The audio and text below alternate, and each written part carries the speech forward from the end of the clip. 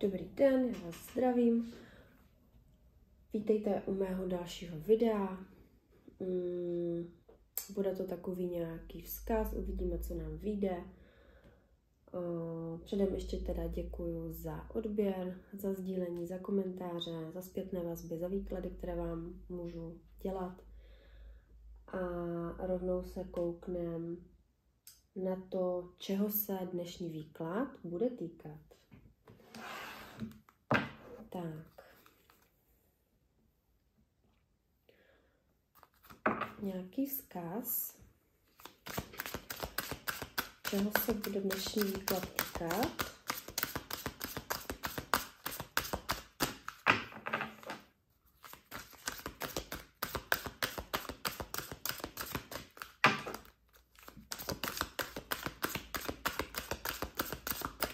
Uvidíme, jak dlouhé to bude.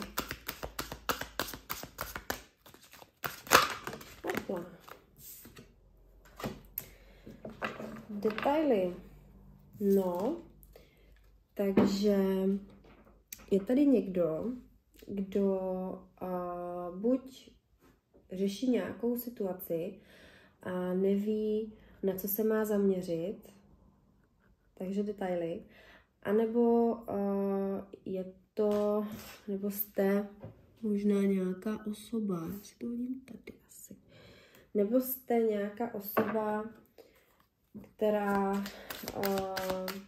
když to řeknu jako blbě, do všeho tak jako vrtá, nebo hodně nad něčím přemýšlí, nebo hledá nějaké znamení, ať už v nějakém rozhodování ohledně práce, financí, nebo vztahu,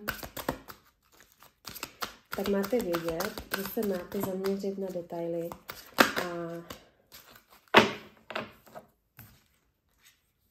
a máte vědět, že se máte teda zaměřit na ty detaily a hledat vždycky ve všem nejenom to, co vy jako chcete vědět a vidět, ale že se máte koukat i kolem. Že někdy není úplně jako v pohodě nebo v pořádku se zaměřovat pouze na nějaké určité konkrétní věci nebo lidi, ale dívat se těma otevřenýma očima. Vždycky je to lepší. Jo? I když nám tady vypadla karta detailů, tak pořád ano, musíte se koukat na ty detaily, ohledně všeho, na nějaká ta různá znamení a tak dále, ale samozřejmě dívat se i různě, jo, číst prostě v těch lidech, tady na té kartě jsou knihy, číst různě v lidech, v nějakých situacích, v nějakém rozhodování.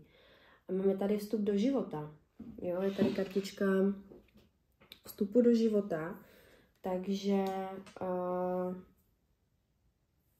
a do neznáma na spodu balíčku, jo, takže dnešní vzkázík nebo výklad, uvidíme, jak dlouhé to bude, se bude týkat někoho, kdo vstupuje do nějaké nové životní etapy.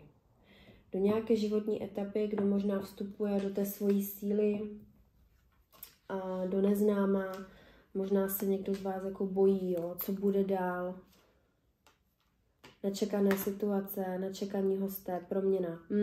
Je tady někdo, kdo vstupuje do neznáma, do nějakých neznámých vod, ať už je to ohledně práce, financí, vztahu, to je úplně jedno, na to se potom kouknem. A úplně asi nevíte, co máte od těch lidí, od té situace čekat. Jo? Nevíte, co od toho máte čekat, nevíte, na co se zaměřit, takže zaměřte se na ty detaily. Jo? Musíte se naučit číst v lidech, číst v různých situacích. Intuice, jo? Ty detaily jsou spojeny i s intuicí, takže vždycky, když si nevíte rady, udělejte si ten čas na sebe, dejte si klidně nějakou meditaci, zhluboka se nadechněte, zavřete oči a zeptejte se, co dělat, jo? Co dělat správně, nebo zda to děláte správně. A vždycky vám ti andělé nebo někdo, kdo prostě při vás stojí, vám dají nějaké znamení. Jo? Já sama taky jsem potřebovala se rozhodovat v různých určitých situacích a vždycky jsem si poprosila o nějaké vedení a dám úplně příklad. Šla jsem do obchodu koupit si pár věcí, jo, a Nevěděla jsem, zda v ten den dělám něco správně, nebo zda to mám udělat, co jsem měla v plánu. A já jsem měla nakázáno koupit 3 věci, ale pořád mě něco táhlo, abych si vzala ještě něco. Takže jsem vybírala, koupila jsem si ještě další věci a platila jsem 333 korun. A řekla jsem si, do prčic, jo, to je přesně ono, jo, dělám to prostě dobře, dělám to prostě správně. Takže tady toto mám na mysli, jo. Takže je tady někdo, kdo vstupuje do nové životní fáze, úplně do neznáma, možná, že máte z toho strach, ale vy jste odhodlaní, jo. Vy, kdo se rozhodujete nad něčím, vy jste prostě odhodlaní a máte vědět, že jste ve své síle. Jste odhodlaní to udělat, ten krok, a to je dobře. Každá životní situace je něco neznámého. I když se vám něco třeba opakuje, jo, a můžete si říkat, sakra, už teď nevím kam dál, nevím, co mám dělat, tak vždycky jste si poradili, jo. Jakkoliv těžké to bylo, vždycky jste si poradili. A to je ta vaše síla a to vaše odhodlání, že díky tomu všemu, čím jste si prošli, tak vás to nějakým způsobem formovalo. Máme tady kartu krvavého měsíce.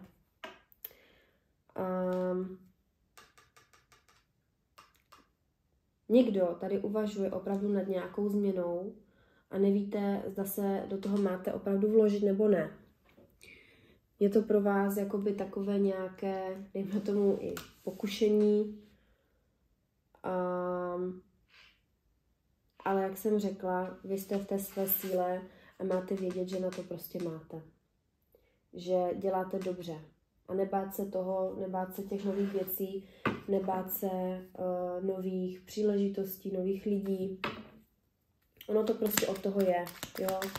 Celý ten život je něco nového. Každý a jeden den prožíváme něco nového a všímáme si různých lidí, různých situací, věcí. A je fajn to vidět jak těma otevřenýma očima, tak se soustředit i na detaily. Nějaký vzkaz. Hopla, pla, pla.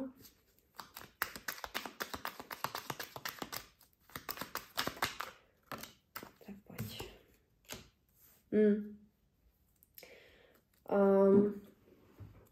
Může tady být někdo, kdo si prochází rozvodem a vstupuje na tu novou životní cestu sám, bez té osoby, na kterou jste byli zvyklí. Máte tady kartičku posunu.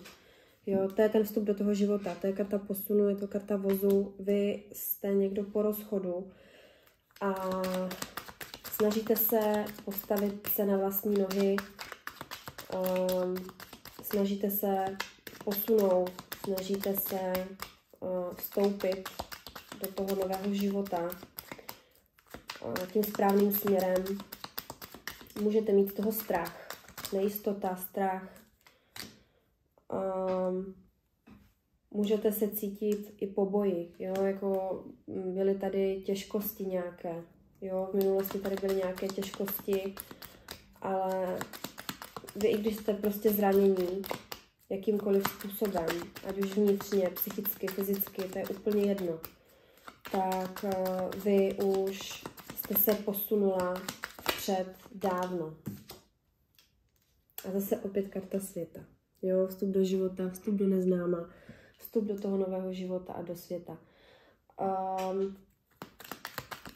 Mám tady ženu, muže, to je jedno. Mám tady někoho, kdo je teda po rozchodu, snaží se postavit na ty vlastní nohy, snaží se po tom boji, vnitřním boji, jo, tady jsou taky i vnitřní boje, začít něco nového. Možná máte opravdu strach, jo, jak to třeba zvládnu finančně, jak to zvládnu sama, ale vy už jste se posunuli dávno do té svojí síly. Vy už jste procházíte ještě nějakou transformací, ale už v průběhu toho vztahu, který byl nějakým způsobem narušený, tak už jste se začali odpoutávat od té osoby. Začali jste se odpoutávat od různých situací, které vám nedělaly dobře. Jo?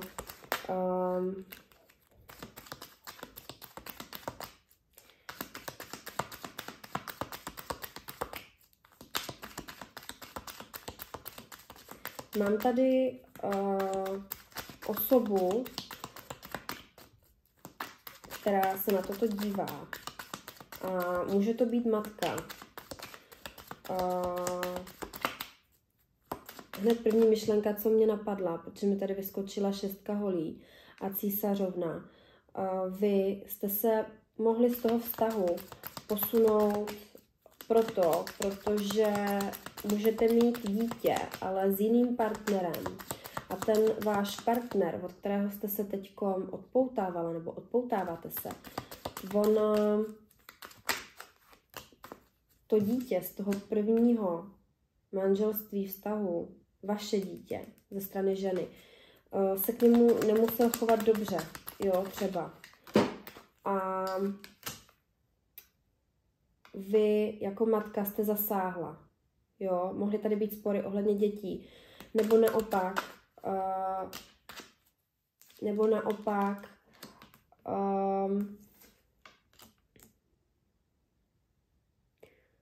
mohli jste řešit děti a ten partner se nechtěl posunout, jo, v tom rodinném životě, takže jste prostě odešla, jo.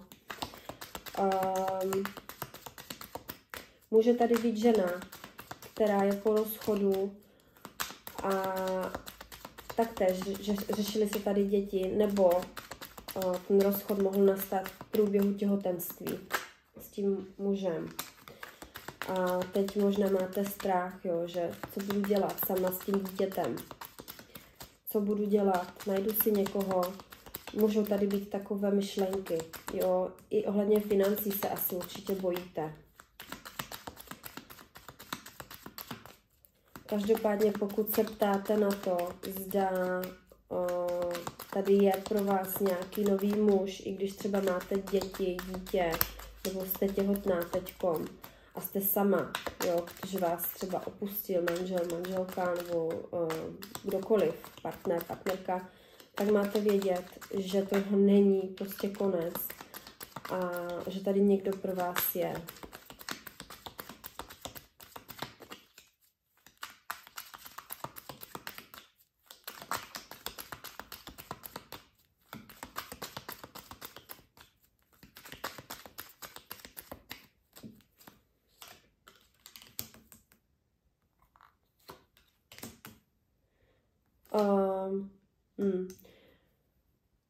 Vy buď jste si procházeli v tom vztahu opravdu velmi těžkými situacemi, jste opravdu hodně zranění vnitřně. Cítím tady smutek, cítím tady klidně i depresi a cítím tady manipulaci, jo, ze strany toho partnera. Nějaký partnerka vás mohla manipulovat i přes ty děti, mě to tady jde prostě do těch dětí, jo. A vy jste si řekli třeba stop, dost, už ne. A odešli jste z té nezdravé situace, z toho nezdravého vztahu.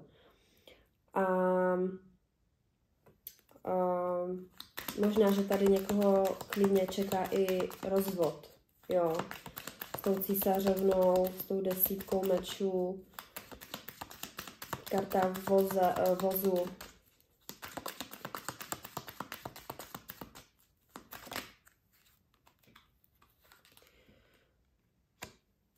Máte tady kartu nějaké změny, máte tady kartu nějakého rozhodování se, jo, že je to u vás jako na houpačce, možná, že teprve uvažujete, jo, o tom rozchodu a máte děti nebo jste těhotná, ale necítíte se prostě s tím partnerem, se kterým jste v bezpečí, necítíte se dobře, vztahuje vás energeticky dolů a vy se rozhodujete, zda odejít nebo ne.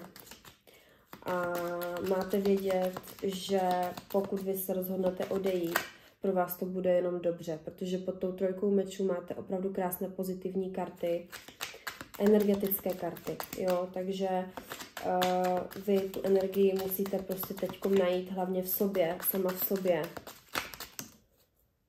abyste ji mohla dávat druhým. Vy musíte opustit minulost, jo, to, co se vám v minulosti stávalo běžně, takové ty různé situace těžké, jo, nějaké hádky, nějaké nesrovnalosti, lži, podvody. Vy od toho musíte se oprostit a dostat se zpátky do té svojí síly.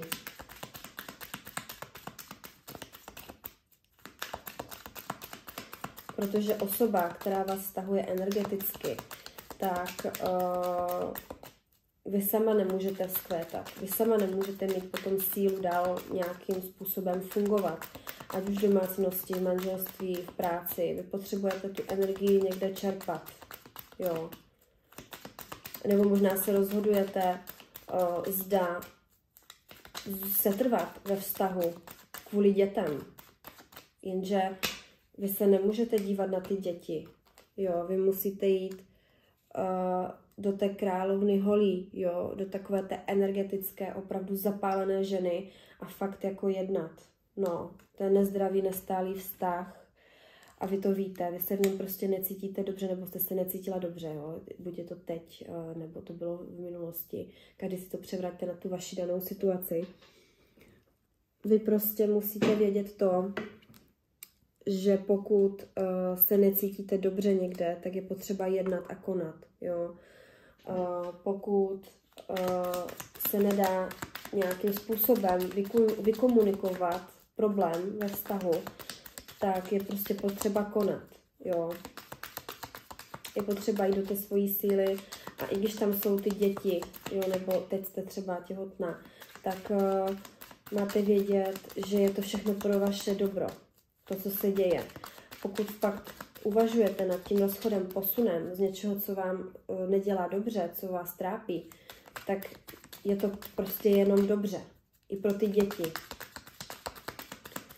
Začátky nikdy nejsou jednoduché, ale máte vědět, že jakmile vy se rozhodnete odejít, tak pro vás tady toto potom končí, jo.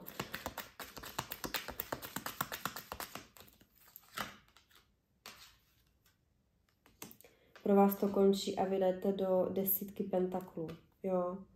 Ďábel. Na spodbalíčku mám ďábla, kartu iluzí. Já mám fakt takový pocit, že tady je nebo byl prostě nějaký muž, žena, která na vás neměla dobrý vliv, jak energeticky, tak celkově vás mohla vysávat klidně i finančně, jo. Prostě jste neustále třeba toho partnera nějak podporovali a vy sama jste neměla už z čeho, jo.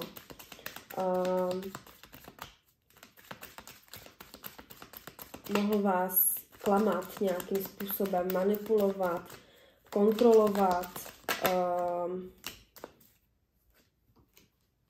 kontrolovat vás a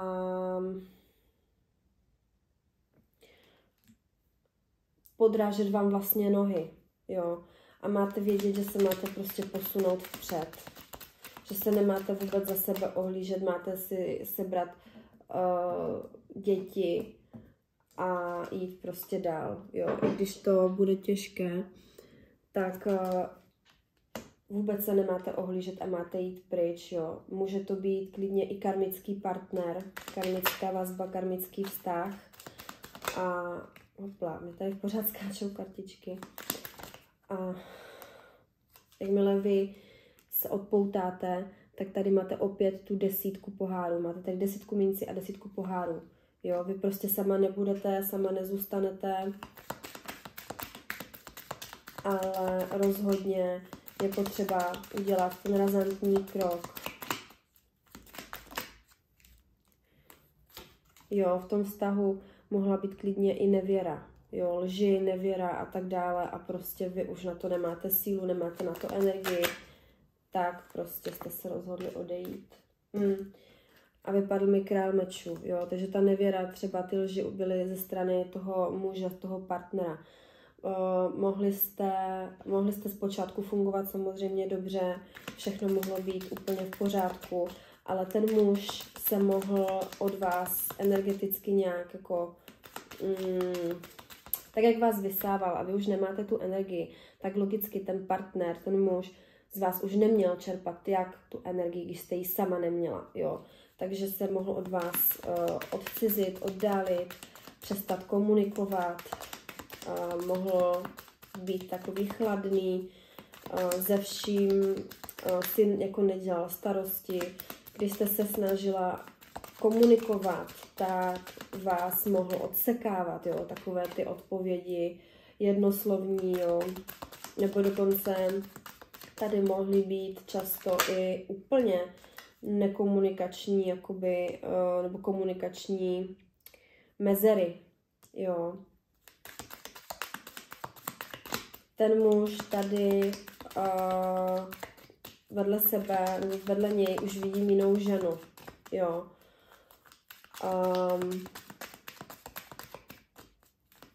Možná, že jste se i snažila to nějakým způsobem zachránit, ten vztah, ale máte vědět, že to je prostě úplně zbytečná snaha. Jo. Je to úplně zbytečná snaha. Ten člověk, pokud nebude sám chtít a nebude dost moudrý na to, což není, protože je tady velekněz vzhůru nohama, tak jemu se nerozsvítí a vy nemůžete nutit někoho, aby s vámi byl jenom kvůli dětem nebo kvůli majetku, kvůli financím, protože prostě ten muž nebo žena se nějakým způsobem rozhodla a je to jeho cesta. A vy dva jste tady byli prostě karmičtí partneři, takže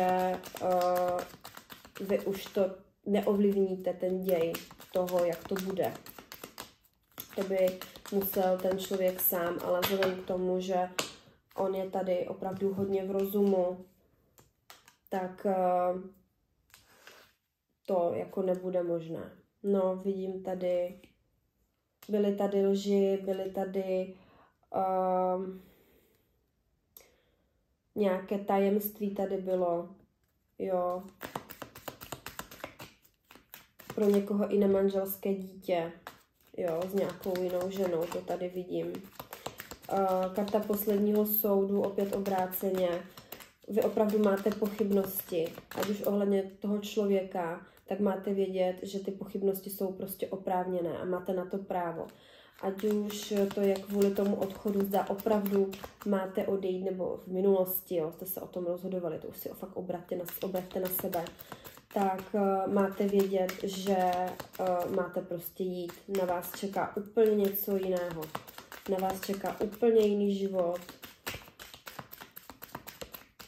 Úplně něco jiného, než na co jste byla zvyklá. A bude to rychlovka, jo. Bude to rychlovka. Tak já se omlouvám, mě se to vyplo. Takže kartičky jsem si schovala, jak jsem skončila. Bude to rychlovka, jo. Vy, jakmile se dostanete do té svojí síly a rozhodnete se odejít, tak to bude ráz na ráz. A bude to pro vás jenom dobře. Tady vidím, že vy jste se hodně trápili. Jo, máte tady hodně slz, hodně plakání, hodně takových těch bezedných nocí a to, že uděláte ten krok a osvobodíte se, tak to bude pro vás opravdu osvobozující. Vy se budete cítit naprosto dobře.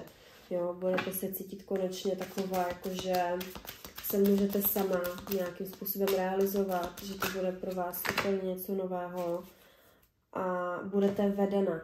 Jo, budete vedena a vy to uvidíte, tak jak jsem na začátku videa říkala, že se máte zaměřit na ty detaily a zaměřit se vlastně sama na sebe, na tu svoji sílu, tak tím, že půjdete do té svojí síly a hledat nějaké to znamení, nebo nemusíte ho hledat, ono k vám bude přicházet samo, tak budete vedena, jo, ať už uvidíte XY nějakých nových čísel, jo, opakující se čísla 333, SPZky různé, jo, nebo čísla domů, nebo stejné časy, tak to bude pro vás to znamení, že děláte dobře, že jste prostě vedena tím správným směrem. Takže ještě se kouknu, jak to tady potom dopadne, když vy se opravdu odpoutáte.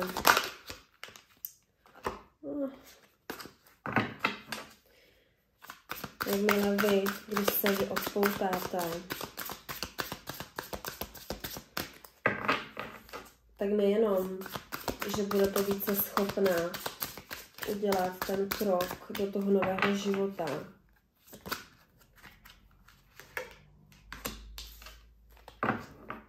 tak vy se odpoutáte úplně od toho karmického partnera. Jo, zase tady máme toho ďábla. Pro vás to bude úplně osvobozující pocit.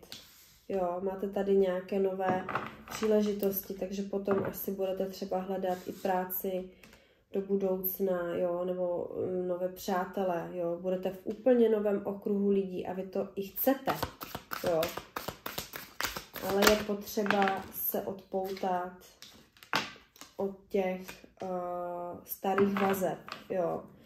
Je potřeba s takovými lidmi to ukončit a i když tam máte děti a budete se muset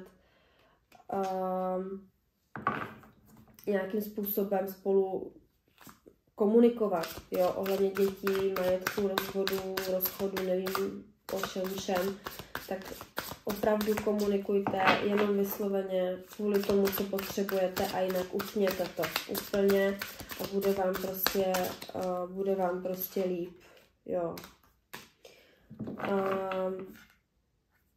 A budete ve své síle, to je ta kartička, co mi vypadla na začátku a máme ji tady stejně na konci balíčku. Ono možná teď mě tady napadlo, že je i možnost, že vy teď, jak jsem tady měla tu ženu předtím, že ten váš partner už tam je zainteresovaný nějakým způsobem s jinou ženou, je možnost, že vy jste s ní mluvila nebo s ní budete mluvit ohledně tady toho, jo, co se vám dělo, jak jste fungovali a tak dále, jo. A nebo vy můžete komunikovat teďkom s nějakou ženou, která vám klidně může dávat tu odvahu, jo, konzultujete to s ní, nebo to s ní konzultovat budete. Ale opravdu vy, jak se odpoutáte, tak prostě vy už nebudete v těch bojích, jo, ve kterých vám prostě není dobře, vy budete v té své síle a vy budete růst.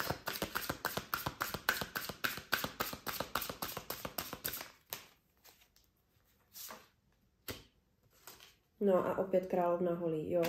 Budete mít více energie a budete celkově prostě zářit, jo. Budete mít konečně úsměv na té tváři a budete mít důvod se radovat, jo. Vy už jste mi i předtím tady vyšla jako ta královna holí. Ale je potřeba opravdu nechat za sebou to, co prostě nefunguje, co už je vylité, co už prostě není naplněné, tak je prostě potřeba to nechat za sebou a vkročit do toho nového života úplně s radostí, s úsměvem, s lehkostí jako ten blázen, jo. A tady máte ukončení, nové začátky, jo. A opět mi vyšlo to samé, co vlastně mi vyšlo tam. Takže máte vědět, že když se na něčím teďkom rozhodujete, tak to prostě máte udělat. Podle karet to vidím tak, že to je pro vás opravdu velký skok do toho neznáma a máte strach, což je úplně logické, ale máte vědět, že všechno bude fajn. Budete zase ve své síle, jen se musíte prostě odprostit od toho ďábla, od toho karmického partnera, který z vás saje tu energii, jo. A máte tady krásný nový začátek s lehkostí. A když se něco ukončuje, tak něco nového zase navazuje. A karta smrti je, že něco končí a něco lepšího začíná. Takže to je pro mě takový pro vás ode mě takový vzkaz a budu se zase na vás těšit příště. Mějte se hezky.